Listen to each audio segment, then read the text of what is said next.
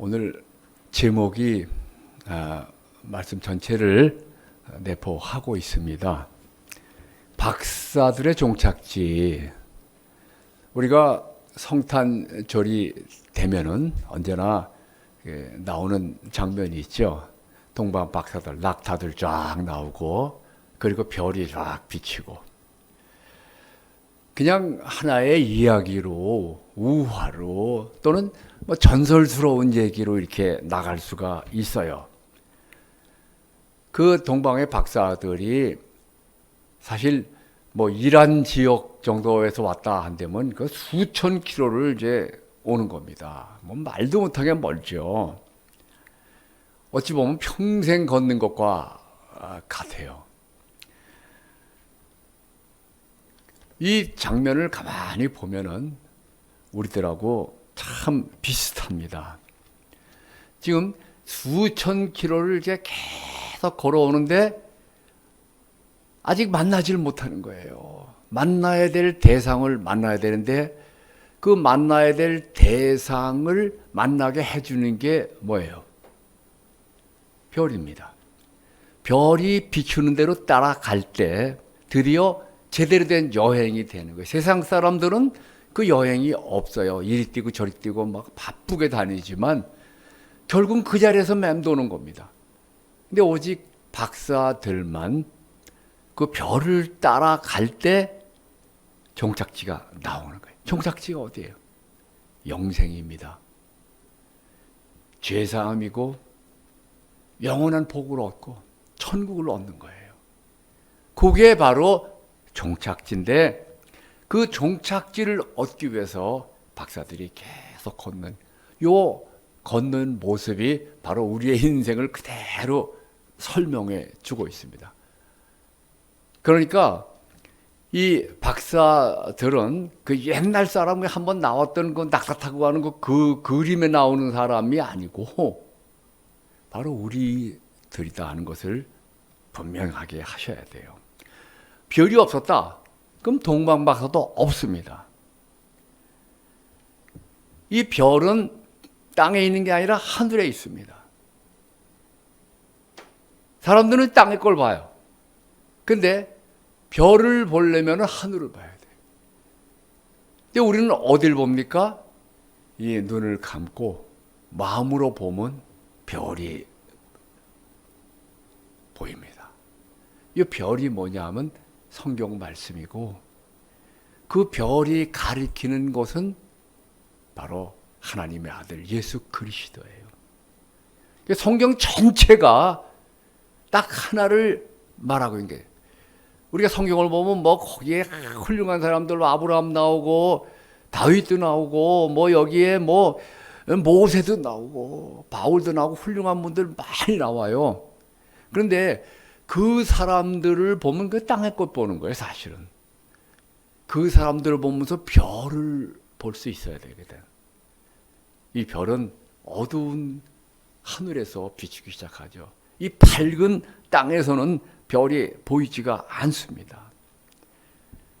그 별을 볼 수 있게 될 때 우리의 여행은 시작되는 거예요. 그리고 그 별을 따라서 아기 예수에게 경배를 일단 한 사람은 날마다 경배를 할 수가 있습니다. 그리고 날마다 그 박사의 기쁨과 풍성함을 누릴 수가 있는 거예요. 별이 갈 곳을 비춘다 할 때 그 하나님의 말씀이 오직 하나님의 말씀이 바로 그 왕에게 인도해 주는 별 노릇을 하게 됩니다. 그래서 그 빛을 항상 마음속에 가지고 가는 사람은 또 그 사람 자체도 별이 돼요. 다른 사람들이 나를 보고 또 그 별 따르게 되고 또 아기 예수께로 인도되는 거예요. 박사들이 그 길을 출발할 때 얼마나 걸릴지 순례의 길입니다. 어쩌면 평생 걷는 건지도 몰라요. 이 성경 보면은 아브라함, 뭐 아까 나온 이삭, 뭐 다윗 다 그분들이 자기의 삶을 사는 것 같지만 실제로는 이 박사들처럼 계속 걸었던 거예요. 목적지가 저기 있는 거예요. 머물지를 않습니다. 하나님의 택한 백성 이스라엘도 그렇게 계속 걸었어요. 계속 움직여 나갔습니다. 우리 신자들도 이사도 많이 다니고 또 이 교회도 갔다 또 저 교회도 갔다가 또 이것도 했다 저것도 했다 직업도 뭐 여러 가지. 그러나 계속 순례의 길을 걷고 있다. 이 순례의 모든 사건은 우리 내면에서 벌어지고 있어요. 제가 설명해 드릴게요. 어떻게 그렇게 되느냐. 사실 박사들이 수천 길을 오래오래 찾아갑니다. 찾아가서 결국은 아기 예수를 만나서 경배하잖아요. 그리고 예물도 드려요. 그리고 그 기간이 얼마나 걸렸어요. 거기서 뭐 며칠 사는 것도 아니에요. 아기 예수에게 뭐 축복받은 것도 아니에요. 아기 예수를 경배하고 바라보고 그다음 예물 드리고 얼마나 갔겠어요 그게. 그리고 다시 돌아옵니다. 먼 길을. 질문. 그것이 그만한 가치가 있는 여행이었었느냐. 그 잠깐의 만남을 위해서 그저 평생 같은 그 오래 몇 달을 걸었는지 몰라. 그리고 아기 예수를 봤어요 이제. 돌아갈 때 너무 아깝지 않았을까. 저는 그 경험을 기억을 합니다. 제가 교회는 다녔지만 사실 성령을 받지를 못했어요. 그러다가 25살 때 제가 어느 날 성령을 체험을 하게 됩니다. 제 자신을 하나님께 다 드렸어요. 그 전에는 제가 자신을 하나님께 드리면 하나님께서 목사가 되라, 신학교 가라 그럴 것 같아가지고 제가 못했어요. 왜냐하면 어떤 목사님이 저를 이렇게 보더니 넌 이 다음에 목사가 될 거다. 그 예언이 저는 너무 무서웠어요. 저에겐 저주와 같았어요. 그때는요, 1960년대. 그때는 너무 사람들이 힘들었을 때 목사님이 제일 가난했어요. 뭐 말도 못하게 고생합니다. 내가 다니는 교회 목사님, 사모님, 그 우물가에서 그냥 그 겨울에 빨래를 하면서 새벽부터 말도 못하게 고생하는 거 보고 먹을 것도 없고. 근데 너는 목사가 될 거다. 자신을 드릴 수가 없었어요. 그러나 어느 날 내가 목사가 돼도 좋습니다. 하나님을 보여주세요. 진리를 보여주세요. 바로 그 순간에 아기 예수가 보이는 거예요. 물론 아기 예수 본 게 아닙니다. 하나님 앞에 무릎을 꿇고 있는데 영적 세상이 잠시 저에게 딱 열리는 거예요. 하나님의 보좌 앞에 무릎 꿇고 울고 있는 나의 모습과 함께 영적 세상 딱. 얼마나 걸렸는지 몰라요. 그러나 그 말도 못하게 놀라운 그 장엄한 그 신비한 우리 지금 같이 있는 세상인데 안 보여요. 우리 눈으로는.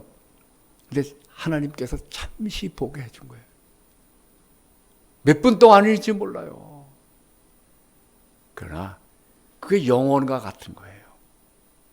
그 전과 그 후는 내가 같을 수가 없어.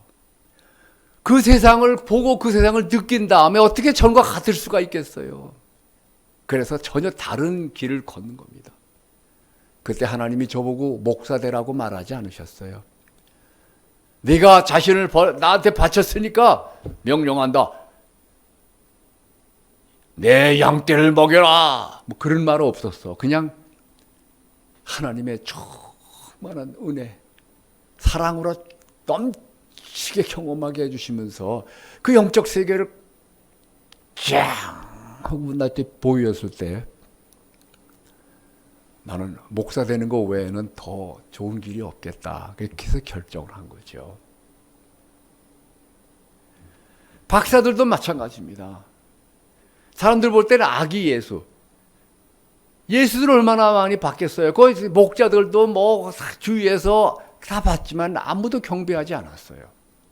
심지어는 예수님의 가족도 예수님을 알아보지 못했어요. 같이 살면서도. 그러나 이 박사들은 다른 겁니다. 그들은 수천 리 길을 와가지고 그리고 아기 예수를 딱 보는 순간에 영적 세계가 딱 열리면서 하나님을 만나는 겁니다. 잠깐이지만 그 잠깐이 안에 절대 사라지지 않는 거예요. 그게. 이 성경에도 보면 그 영적 세상을 이렇게 보여주는 장면들이 나옵니다. 뭐 많지만 그 중에 하나 베드로, 야고보, 요한이 변화산에서 예수님 따라 올라가다가 거기서 이제 영적 세계가 열리는 걸 경험하잖아요. 그게 다른 세상이 아닙니다. 무슨 뭐 비행기 타고 멀리 가는 게 아니에요. 같이 있는데 우리 육신이 경험 못하는 지금 이 자리에 손을 흔들 때 같이 영적 세상도 같이 흔들리는 거예요. 그런데 거기에 영적 세상 몇천 년 전에 죽은 사람들이 다 보이고 아 저게 모세구나 아 저거 엘리야구나 그들이 예수님과 대화하는 것을 보잖아요. 그 경험이 다시는 오지 않습니다. 사도 바울이 삼층천의 경험을 막 수없이 한 게 아니라 한 번 딱. 그러나 그 전과 후는 같을 수가 없는 거예요. 자, 우리도 마찬가지예요. 우리는 그 별을 따라 갈 때 어느 순간에 보게 됩니다. 보지 못했어도 상관없어요. 성경에 나오는 그런 모든 영적 체험을 자기 것으로 삼고 그대로 나가면 됩니다. 중요한 것은 그 별의 인도를 항상 받고 있어야 돼요. 이 박사들이 어떻게 했습니까? 잠깐 실수하잖아요. 어떻게? 예루살렘에 왔더니 거기 왕궁이 탁 펼쳐지는 겁니다. 너무 멋있는 거예요. 그 일반적으로 느끼는 건 뭐예요? 아, 왕은 왕궁에 나지 무슨 어디 딴 데 나겠어. 딴 데 갈 필요가 뭐 있어. 별 여태까지 인도했는데 이거만 됐어 이제. 그래가지고 왕궁으로 들어가는 거예요. 왕궁에 들어가서 유대인의 왕이 어디 있습니까? 새로 나신 왕 어디 있습니까? 바로 그 행동 때문에 수천 수만 명의 어린애들이 죽는 겁니다. 물론 거기에 왕궁에 왕이 있죠. 왕비는 아름다웠고 왕의 그 모든 모습은 진짜 뭐 최고였어요. 의리의리해서 모든 것이 다 있었어요. 그러나 그 왕은 악인이었고 이미 많은 사람을 죽였을 뿐 아니라 이제 그 박사들의 실수로 인해서 수많은 아기들이 죽는 겁니다. 우리도 계속 그래요. 우리가 하는 실수들이 뭐냐? 우리 마음의 별을 따라가는 것이 아니고 하나님 말씀 따라가는 것이 아니고 눈에 보이는 왕궁을 따라갑니다.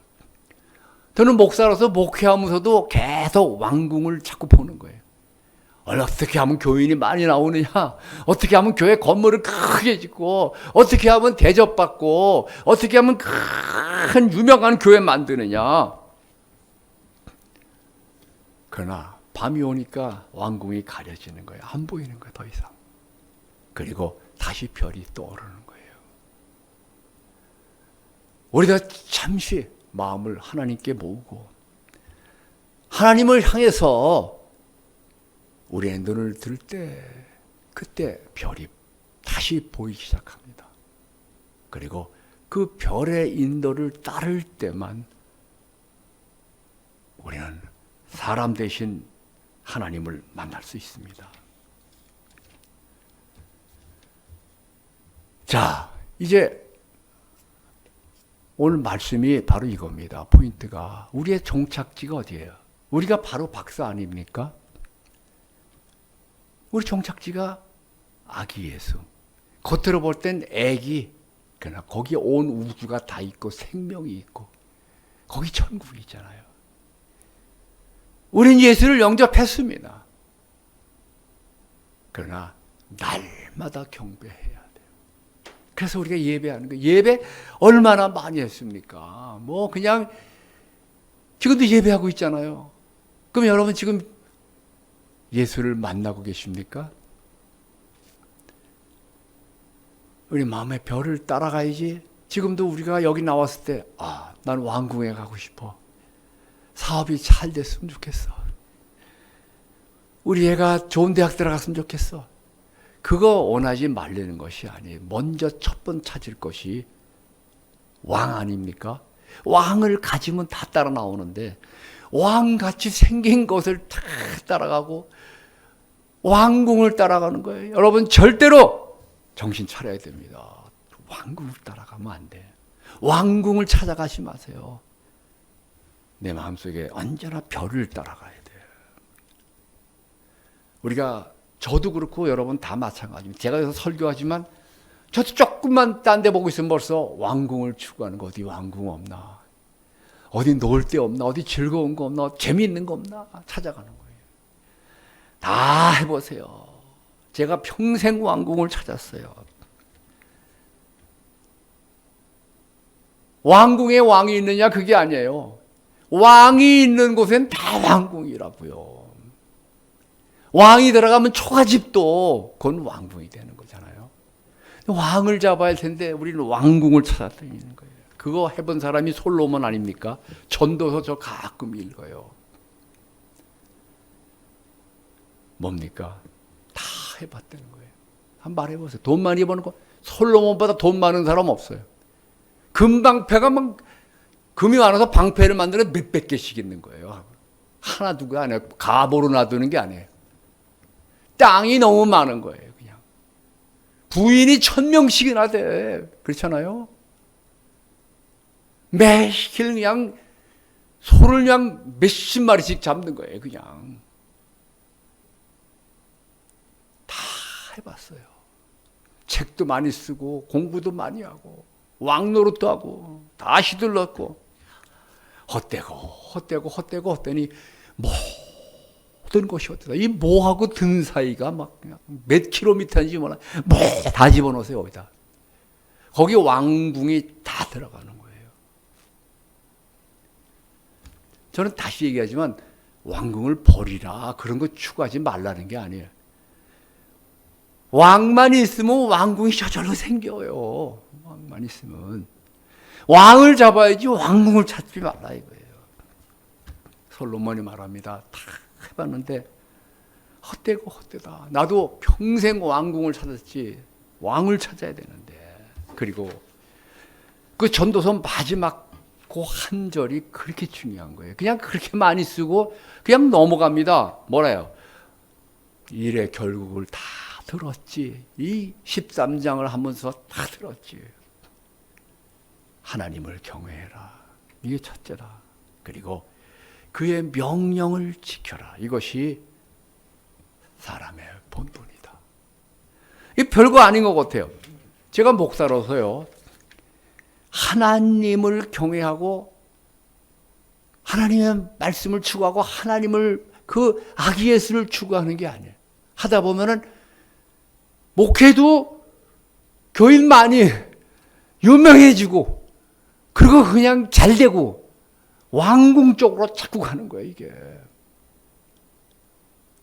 지금 나이가 한참 돼가지고요 보면은 세상에 다 해봤어요. 솔로몬 같이 나도 사실은 솔로몬만큼 못했지만 솔로몬의 주변에서 거의 다 해봐서 결론이 뭐다는 걸 다 알고 있는 거예요. 그 왕같이 되는 거예요. 그냥 세상 왕같이 다 헛으로 끝나는 거예요. 헛되고 헛되니 모든 것이 헛되다. 그래서 거기까지 안 가더라도 벌써 그걸 추구했을 때 마음에 기쁨이 없어요. 제가 예수를 영접했고 하나님과 함께 사는 사람인데도 마음에 기쁨이 없고 평안도 없고 하나님에 대한 사랑도 없고 다 없어요. 그럼 어떻게? 간단한 요 한 줄 하나님을 생각하고 하나님을 모시고 하나님께 경배하라. 요것이 될 때 벌써 달라지는 거 해보세요. 하나님을 사랑하고 하나님 예배하고 하나님을 향해서 나가보시라 이거예요. 어떤 여자분이 아주 옛날에 들은 얘기예요. 아이 셋을 데리고 시장에서 콩나물 장사를 하고 있어요. 너무 돈이 없죠. 소원이 뭐냐면 지금 지하에서 사는데 단칸방에 사는데 2층으로 올라가는 거예요. 그래가지고 돈을 그냥 모아가지고 2천만 원을 모았어요. 그러니까 벌써 한 30년 전 얘기예요. 그러다가 교회를 다니기 시작했어요. 근데 교회 사람들이 얼마나 잘해줍니까? 그 중에 집사 하나가요. 저기 2천만 원만 있어요. 왜? 우리 애가요. 교통사고가 나서 지금 병원에 있는데 지금 수술을 해야 되는데 급해. 사흘만 좀 빌려줘 있으면. 그게 적금 타는 거 그거 2층으로 가려던 그 돈을 줬어요. 약속한 날짜가 사흘만 있으면 준다는 게 사흘이 아니라 한 달이라도 안 오니까 그 집에 가봤어. 가봤더니요. 거기에 그 돈 꿔준 사람들이 수십 명이 와서 기다리고 있는 거예요. 이 교회에도 이런 사람이 있는 거거든. 왕국만 추구하다 보면 이렇게 되는 거예요, 그냥. 하나님, 이럴 수가 있습니까? 울면서 기도하다가 그 마음의 별이다. 나를 경배해라. 내가 다 준다. 그래가지고 마음을 잡습니다. 그 1년 동안 교회 생활 열심히 하고 늘 마음속에 그 별을 따라가는 거예요. 근데 전화가 왔어요. 어느 날 교회 갈라 그러는데 그 돈 빌려간 집사가 나 공항에서 전화하는데 내가 여기 오면은 난 마음에 걸려서 그래. 특별히 당신만 그래. 근데 돈 1,000만 원이라도 갚을 테니까 여기 공항으로 좀 나와줄래? 내가 주고 갈게. 그거는 돈 1,000만 원이 또 어딥니까? 그때 돈으로. 근데 공항에 가면 예배 못 가는데 어떡하지? 제가 율법적으로 그렇게 예배 섬기려는 거 아닙니다. 그러나 이 사람이 나는 먼저 예배를 드려야겠다. 저 사람이 돈이 그렇게 없어서 저러는데 나는 하나님 경배를 먼저 해야겠다. 그 마음의 별이 딱 떠오르면서 비춰주는 거예요. 그래가지고 교회 가서 예배하는데 그 은혜가 막 말도 못하죠. 왜? 1,000만 원짜리 예배니까요. 그냥 막 은혜 충만, 눈물 충만, 감격 충만. 정말 예수님을 만나는 거예요. 이제는 전과 같을 수가 없어요. 어디서 생명이 나오는지, 어디서 힘이 나오는지. 그래가지고 하는 것마다 잘 돼가지고요. 콩나물 공장을 차립니다. 그래가지고 예수님이 내 안에서 살아서 계시다. 나는 항상 예수를 경배한다. 2층이 아니라 2층으로 세 들어가는 게 아니라 그냥 대저택을 사게 되더라고요. 자, 여러분 정리하겠어요.